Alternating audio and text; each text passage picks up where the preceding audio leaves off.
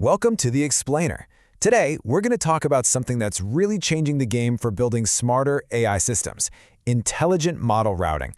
It's all about making AI not just powerful, but also, actually efficient and practical for the real world. Okay, so let's just dive right in with a question that really gets to the core of what we're talking about today. Does every single task you throw at an AI really need the biggest, baddest, most expensive model out there? The short answer? Absolutely not. I mean, think about it. Something simple, like figuring out if a review is positive or negative. That takes way less horsepower than, say, a super deep financial analysis. Using one giant model for everything? That's kind of like using a sledgehammer to hang a picture. It's overkill, it's slow, and wow, look at the cost difference. We're talking 10 times more expensive or even more. So, if using one model for everything is a bad idea, what's the alternative? Well, that brings us to the hero of our story today, the AI system's own traffic cop, a concept called model routing. And what is model routing? It's actually a pretty simple idea. It's all about choosing the right tool for the right job, but doing it automatically in real time. It's like the system has a brain that looks at what you're asking for and then says, aha, I know exactly which specialized model is perfect for this one. And the whole process is pretty straightforward, really. It happens in 3 basic steps. First, your request comes in. Then, this central router takes a look and figures out what you're trying to do. And finally, it sends your request to the best model for the job. Maybe it's the big expert model for a really tough problem, or maybe it's a quick specialized one for something simple. Now, that router we talked about, it's not just one thing. There's a whole spectrum of them, from really simple, basic rules, all the way up to some seriously sophisticated AI that actually learns from experience and gets better at making these decisions all on its own. All right, so let's pop the hood and take a look at the router's toolkit. We'll see how these different methods actually work, starting with the simple stuff and moving up to the really cool advanced techniques.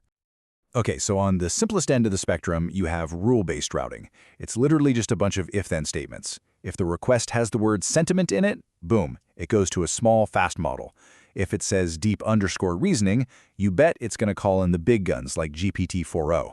If it's a medical question, it sends it to a medical specialist model, super easy to understand, super predictable. But there's a catch with rules, right? They're brittle. What happens when a question comes in that doesn't fit any of the rules? That's where things get smarter with something called embedding-based routing. Instead of just hunting for keywords, this method looks at the actual meaning behind your words. The library analogy is perfect here. It's not looking for an exact book title. It's finding the right section of the library based on the topic. This means it can handle questions it's never even seen before, which is a huge deal. Okay, now this is where it gets really, really cool. You can actually use a large language model to route requests to other models. It's a technique called meta-prompting. You're basically giving an LLM a job. You tell it, hey, you're a model selector. Your only job is to look at this user's question and pick one of these categories. It's like having an AI manager for your other AIs. So let's see how that works. Imagine you ask for a complex SQL query. The router LLM reads that, instantly gets what you're asking for, and its entire response is just one word: coding. That's it. The system sees that coding tag and immediately knows, okay, this one goes to our specialized coding model. The LLM has literally become that intelligent traffic cop we talked about. So, here's a crucial point. In any real-world production-level system, you're not just going to use one of these techniques. The pros combine them. They build these powerful, multi-stage strategies to get the best of all worlds. The simplicity of rules, the intelligence of LLMs, all working together. And this is what that looks like. It's a whole workflow. It doesn't just blindly pick a model. First, it figures out what kind of task it is. Then it does this smart calculation, weighing cost against quality. It might even check if you're a free user or a premium user. But the truly brilliant part is what happens after the model runs. It actually checks the quality of the answer. And if it's not good enough, it can automatically try again with a more powerful model. That's so smart. And let's be real, a huge reason for all this complexity is money. Costs. This kind of strategy lets you tie which model a user gets directly to their subscription level. So free users might get a perfectly good but smaller model, while the paying premium users get access to the absolute top-tier models.